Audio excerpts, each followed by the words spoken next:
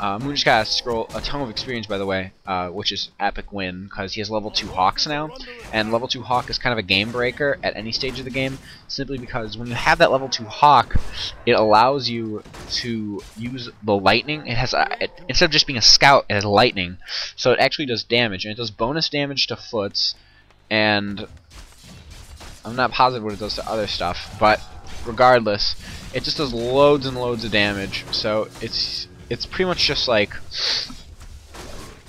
you know, as I was saying, it's pretty much like a rape summon. And if TH1000, again, another great reason for switching to rifles, if TH1000 hadn't have switched to rifles, he would have been completely screwed, because, oops, you know, my bad, I can't hit your air units, so, you know, it's like, what choice do you have? TH1000 still is intact, and he's making more peasants. I don't know why it seems like he has a very small amount of peasants, like smaller than what I would normally expect from him. I don't know how many peasants he's been losing. It didn't really seem like that much. The main thing to notice what Moon's doing is he's playing very opportunistically. He set up his own expansion while harassing TH1000's expansion, forcing TH1000 to stay at his base. While Moon could set up this expansion very easily. So it was a very intelligent tactic by Moon at this point to set up this expansion. However, Hunts and there's like Hunts really don't do all that much damage to rifles, I guess. If TH1000 goes Healing Scroll, which he did, and so his Hunts do have a lot of longevity. What he's basically just going to do here is run up and try and cancel his gold mine as fast as he can. If you notice, he doesn't activate defend on his footman because it would really be utterly pointless, simply because the Hawk doesn't do piercing damage. It does, it does magic damage.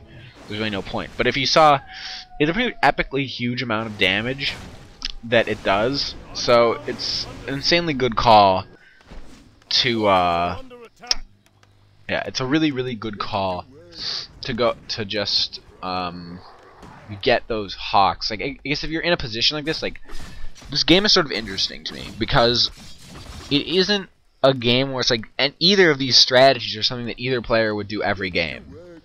These are strategies that they did for each other. That's how it works. He knows Moon likes to go DR. He knows that Moon, you know, like, it's like this strategy is built to beat Moon, and Moon's strategy adapted and changed and is now built to beat TH1000. So it's like, it's that duality where it's like countering your counter's counter to my counter. You know what I mean? Like, it goes forever. And the whole idea is that at any level of play, especially in clan wars, like if I have a clan war, let's say, versus such and such a clan X, and I know that I'm playing second, and I see their first player. What I'll probably do is I'll go to warcraftreplays.com and I'll search replays for that player while the match is being played, and then I'll watch the replays so I know what the fuck how good he is, his strategies, and I'll watch him at like 6 times speed in whatever versus human if he has any replays of him playing human, which many League players have replays in warcraftreplays.com. You know, that's just being smart. At this level of play, TH1000 has probably seen like 1 million replays of Moon playing versus human. There's tons of them. Like, completely, TH1000 has seen like dozens and dozens. So really, the whole reason that these strategies are being played are not because these are cookie cutter strategies, or not because they're good strategies even. They're just strategies that are built for certain playstyles. Turax MK Rush will probably rape the hell out of DR 4 Archer, 5 Archer tech. Like, that's common knowledge almost, you know? However, it doesn't beat Beastmaster Archer Mass Hunt, so you have to think about it. Like, it's just countering counters, playing strategies that work against a specific playstyle of a specific person. Yeah, I just have to emphasize that, because you can't really go into ladder and be like, what the fuck, Joseki, I went 2x MK on EI versus DH and it didn't work. Yeah, no shit, it's not gonna work, because you can get mana burn to hell, and you're gonna have like 1 bolt. So, you know, it doesn't really matter.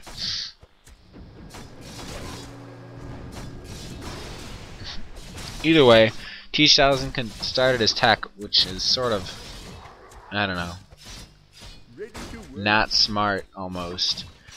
I don't know. I think at this point he has to start his tech, because if he doesn't start his tech, I mean, what can he do? You know, like Moon's already going to tier 3, and he's still at tier 1, attacking the tier 2. Versus a level 5 Beastmaster, like, you know, he has to do something. He has to make like some sort of epic choice here, where it's like, do I stay tier 1 and get a more stable economy, or do I risk it and go tier 2?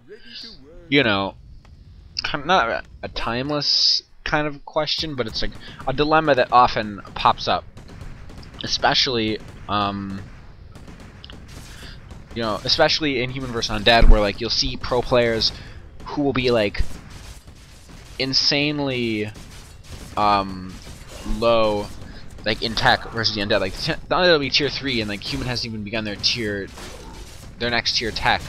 And, you know, it's the same thing. You can't really like you need to make a choice, you know. Like, and T1000's choice, I believe, was right in this decision, especially considering the events of what just happened. He had a good bash on that Beastmaster, and it allowed T1000 to get a bolt bash and just own the Beastmaster, which is going to be very beneficial. Mostly considering that the main reason would be because, you know, killing a level 5 hero is a big deal, but not only that, because it gave him leeway in taking down the expansion and creating some gain for him in this. Without T1000 was sort of lost in this game until that happened. Now he's back in it. T1000 was just getting owned, to like just absurdly. But as soon as he killed that hero and he took down an expansion, it's an even game. Which is sort of like incriminating, I guess, because it's like, you know, you take down an expansion and kill a level 5 hero, you should win. Well, it's Night Elf. They can come back pretty easily. They just make some bears and dryads and come A-click on your army, basically. And, you know, there's a good chance you're probably going to lose. So, I mean, the game's far from over, really. I mean, the game's like a little over halfway. I mean, I'm getting fucking tired of talking about MKs. I want to see some Archmages, damn it. Anyway. So now, T1000's sort of doing a little harassment push.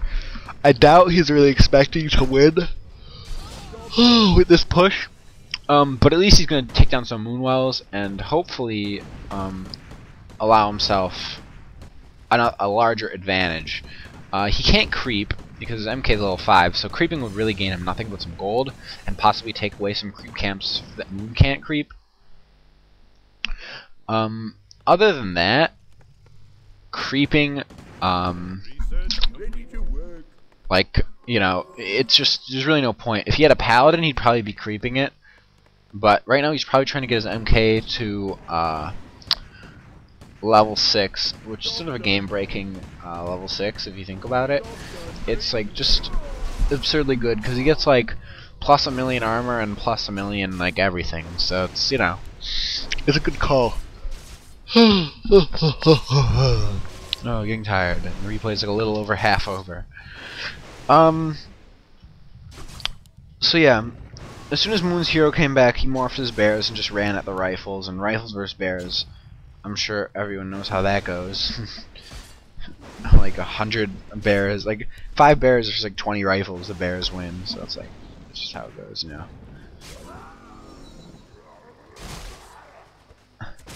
And now, Moon got himself a level 6 Beastmaster. The only reason his hero level is higher than the hero level of T1000.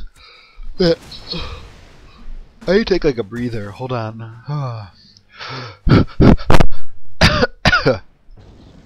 Okay, the only reason his hero level is higher than the hero level of T1000 is because of all the peasant kills.